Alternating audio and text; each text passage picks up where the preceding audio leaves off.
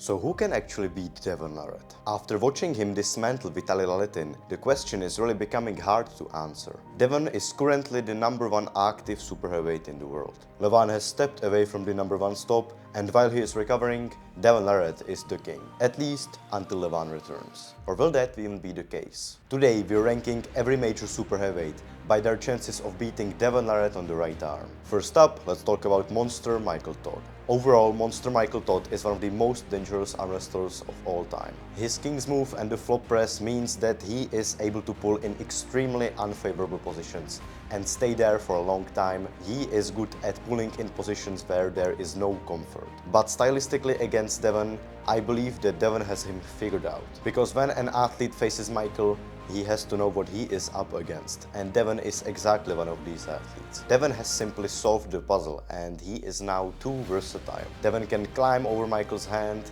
he can force him into a horrible hand position, and once that happens, he can press down. And once Michael loses the hand control, the match becomes very one-sided. On top of that, Devon has already beaten Michael in the past, and even though Michael looks like he has improved since then, Devon has also gone on a steep upward trajectory. Michael could absolutely steal around with maybe a quick flop press, but I do not see him winning in the long run. So I'm gonna put Michael in C tier. Michael Todd has certainly improved in the past few years, but if there is an athlete with an even steeper trajectory, it's gonna be Alex Kordecha. Alex has one of the largest frames and biggest arms and hands in arm wrestling. And last year ago, when he faced Devon Larratt on the right arm, he actually managed to give Devon trouble for the few first seconds in the first round. But once Devon's position locked into place, there was nothing Alex could have done. And round after round, Devon looked more and more dominant. So the current situation is that if Alex doesn't develop another weapon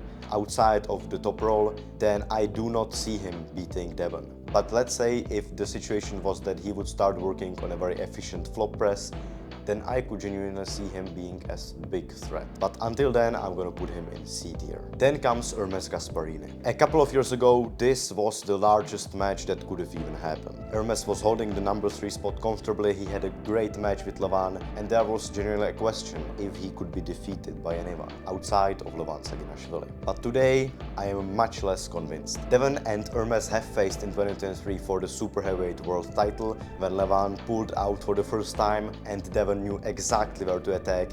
He took the low hand position and cracked Hermes' wrist comfortably. Hermes Gasparini said he had the power to finish from there. He's gonna need to have something special because Larratt's coming round and he's engaging the press.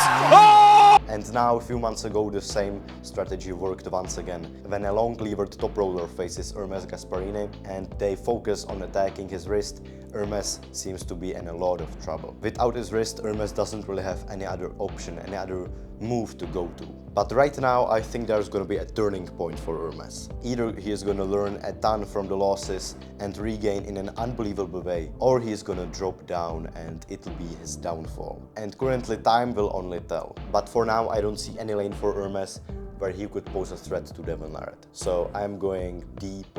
Hermes is gonna have to adapt. But if there is another athlete who has to learn even more, then it's definitely going to be Acid G Georgi Cvetkov. The Bulgarian giant has faced Devon Larratt at the start of 2024, just before his match against Levan Saginashvili. And in that match he showcased insane hand power and also endurance, but Devon Larratt had the perfect counter for him. He faced Monster Michael Todd, another match where he had very good hand control, but since Michael simply had a good answer and Georgi couldn't adapt and transition to a different move, he couldn't beat Michael. And now against Kamil Jablonski, he showed new levels. First off, he managed to stop a very dangerous flop presser, the most dangerous, most proficient flop presser in Kamil Jablonski. He managed to pull him out of his position many times. In one round, he actually started to pull off a flop press, which is something we have never seen from him before. Currently, the biggest strength, the hand power of Georgi Cvetkov, is exactly where Devon is strongest as well, and is likely to dominate if the same techniques are applied, via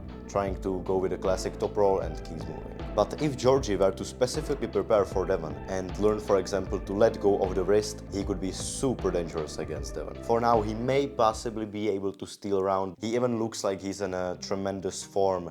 He seems to have been taking a little more maple syrup than usual, but I do not see him finishing Devon, not in the long run. C tier. So these were, let's say, the lower class athletes, the ones that do not have much chance against Devon Larratt, in my opinion. Now this is where things start getting interesting. And let's start with an athlete who has absolute insane potential in the sport, Artyom Morozov. Artyom Morozov looks like he has been literally built for arm wrestling. And since his wrist surgery on the right, where apparently his riser doesn't even drop anymore, he has developed an absolutely incredible top roll. Before, he was largely a hook puller, now he can transition to a great outside, and that was shown in his match against Hermes Gasparini. Hermes has likely the highest numbers on any arm wrestling lift that includes the top roll, the back pressure, the riser, but Artyom Morozov managed to outrise the arguably strongest riser in the game. Moreover, Morozov has a way longer lever than Hermes. I feel that the longer hand a person has, the more threat he poses against Devon. Moreover, he has an absolutely incredible shoulder commitment. He managed to drag Alex Kordecha to the pin pad even without the wrist, easily. Which means there is gonna be high arm power potential, high shoulder press potential, high flop press potential, and Devon may be in trouble trying to finish that match. He may be in trouble defending it. So the way I would see such a match going is that both of course hit. Devon Larratt hits with the classic open top roll. Morozov probably is gonna also hit the top roll. He may lose the wrist, but I think he's gonna actually get the side and then he's gonna press down. And from there it's gonna be interesting to see if Devon gets finished or if he gets it out of that position. But I do still believe that in the long term, Devon is gonna win that match, so I think I'm gonna put Artyom Morozov in B+. So something between Morozov stealing a few rounds to it actually being a close war. But I see Devon as the favorite for sure. But it is no longer an easy match, which is something I would have said a few months or a few years ago. Now we're moving up once again to the man Devon recently just barely survived, in Vitaly Laletin, the Siberian bear, the arm wrestler with one of the largest frames in the sport, the longest lever, the longest forearm in the sport, a massive hand, insane grip strength, insane side pressure, insane explosivity, ability to transition into a flop press, super strong side pressure. I mean, there aren't many weaknesses to Vitaly Laletin. Now, Devon managed to beat him, but the match certainly wasn't close. It was an absolute war that Devon managed to win in the end. But before Devon got the pin, there was truly no way to know who is gonna take it. And Devon won simply thanks to his absolutely insane endurance, which I think that from that position nobody expected Devon to be able to pull it out, but he did. Simply said, Vitaly forced Devon into one of his hardest matches of his entire life. And if even a few things went differently in that match, Vitaly could have won it. Like the wrist of Vitaly staying just a bit better, or Devon having a bit worse wrist control in that King's move, or Devon's endurance simply not being as good. We could have been talking about a completely different result. Stylistically, Vitaly is a nightmare for Devon, because Devon is not used to pulling against anyone who has a longer forearm than him. Vitaly is also still improving, he keeps getting better. He is way younger, he's 37 right now, compared to Devon being over 50. He just dismantled Alijan Muratov on the left, solidifying his spot as the greatest left arm on the planet. Alijan Muratov before that hadn't lost a round. He dismantled Artyom Morozov easily before that. And if these were to pull again, I honestly think that it could go either way. So I am definitely putting Vitaly Laletin into A tier.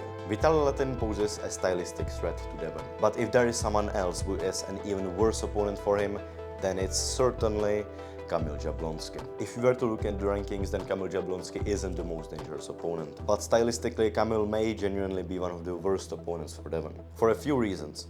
First of all, it's very quick explosivity. But that alone wouldn't be the problem. The problem is with what move he explodes with. And that's the flop press. He directly doesn't care about the hand control, which is where Devon is the strongest. He goes right above the arm and drops down on it, lays on it. He has tremendous center table power in that flop press position. He already beat Devon Larratt on the left arm in 2024 and that match wasn't close. And since that, Kamil keeps rising. And a great example of his rise can be seen against monster Michael Todd. They have faced 1 year apart, and the first time they faced, he wasn't able to press down on Michael. But the second time he came with a genius game plan.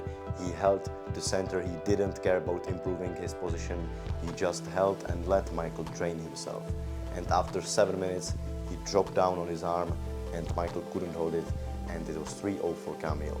Now he showed new levels against Georgi Svetkov, where he actually managed to crack Georgi's wrist better than Devon did in their match, with an open arm top roll / a king's move. So he is very adaptable, he's crazy at pulling in these very extreme positions, and he keeps adding more and more significant wins to his resume. So I wouldn't favor him yet against Devon Larratt, certainly not, because Devon on the right is a completely different monster than on the left, but he definitely poses a threat, and I believe that could be a close war.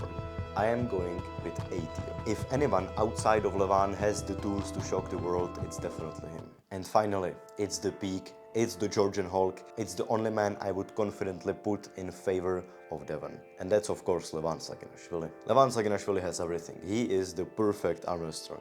He has tremendous stable IQ, he has the ability to adapt, he has an insane arm power, insane wrist strength, insane pronator, and I think that the most dangerous weapon, the place where he exactly attacks Devon the best, and that's his riser.